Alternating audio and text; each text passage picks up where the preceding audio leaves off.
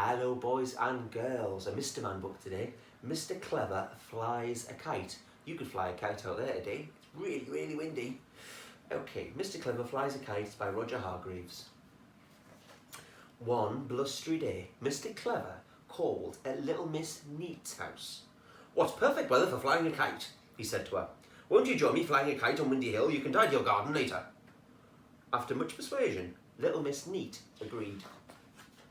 She ran inside to fly her kite. As you imagine, her kite was perfectly ironed and neatly folded. Such a perfectly neat kite could only belong to little Miss Neat. "I am so very, very clever to have built this clever kite for myself," boasted Mr. Clever. "I have made it out of a map so that we never get lost. How very clever I am." Lots of friends had gathered on Windy Hill. Mr. Greedy had the most delicious looking kites. How greedy. Mr. Mean had made a kite out of an old vest. How mean. Mr. Muddle had got in a terrible tangle with his kite. What a muddle. "Not very clever at all," laughed Mr. Clever. "I am so much more clever than that." Everyone had beautiful kites. Everyone except Mr. Forgetful. He'd forgotten his. How forgetful! It wasn't long before the wind got even stronger, a bit like outside today. The kites flew wildly in the sky, and soon they got tangled up. Mr. Tall came to the rescue and worked hard to untangle them. Mr. Clever was far too clever to let his kite get in a tangle. Suddenly there was a shout. "Help! Poor little Miss Tiny. She was so very small and light that she'd been blown away with her kite.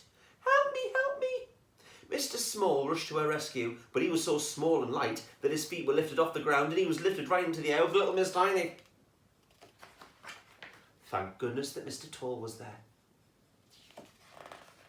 Just then, oh no, Mr. Tickle arrived. Mr. Tickle was looking for someone to tickle. Mr. Tickle was looking for anyone to tickle.